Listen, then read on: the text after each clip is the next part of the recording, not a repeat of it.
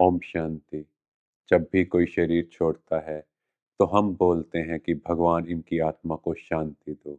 तो आत्मा को शांति देने वाला वो परमात्मा कौन है? क्योंकि हम सब आत्माओं का पिता वो परम पिता परमात्मा है। पर आज हम उनका परिचय जानेंगे। देखो, परमात्मा जो शब्द है वो दो शब्दों से बना है, परम प्लस आत्मा।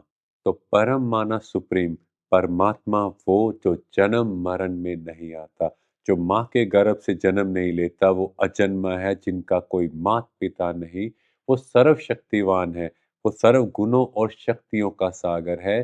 तो जिसमें ये सभी गुण और क्वालिटीज हैं वही परमात्मा है। तो परमात्मा खुद आकर अपने बारे में बताते हैं कि मेरा नाम शिव है, और उनकी यादगार में कितने शिव मंदिर बनाए गए हैं, शिवलिंग की स्थापना की जाती है। पर आपने देखा होगा, जब भी शिवलिंग की स्थापना की जाती है वो दरवाजे से नहीं की जाती, वो ऊपर गुंबद से नीचे लेकर आते हैं, क्योंकि परमात्मा शिव उनका अवतरण होता है। वो माँ के गर्भ से जन्म नहीं लेते, और उनके अवतरण का दिन महाशिवरात्रि है, क्योंकि परमात्मा इस कलयुगी रात्रि के अंत में आते हैं इस सृष्टि को बदलने के लिए। और वो आकर बताते हैं कि मैं पॉइंट ऑफ लाइट हूँ, मैं ज्योति स्वरूप हूँ।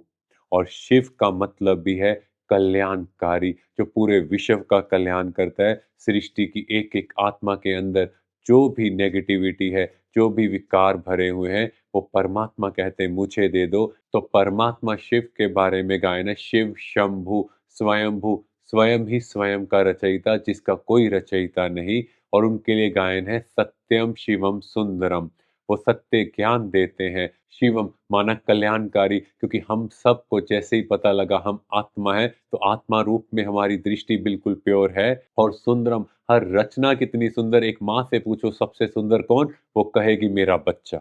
और परमात्मा शिव त्रिमूर्ति रचयिता है, ब्रह्मा द्वारा स्थापना, विष्णु द्वारा पालना और शंकर द्वारा विनाश। और इस तरह से परमात्मा शिव इस पूरी सृष्टि को बदल हमारे लिए नई दुनिया, सतयुगी दुनिया स्थापन करते हैं। और वो देवों के देव महादेव हैं। तो परमात्मा का हम बच्चों के लिए संदेश है, जब भी हम शिव की आराधना करते हैं तो हम उनके ऊपर अक धतूरा चढ़ाते हैं।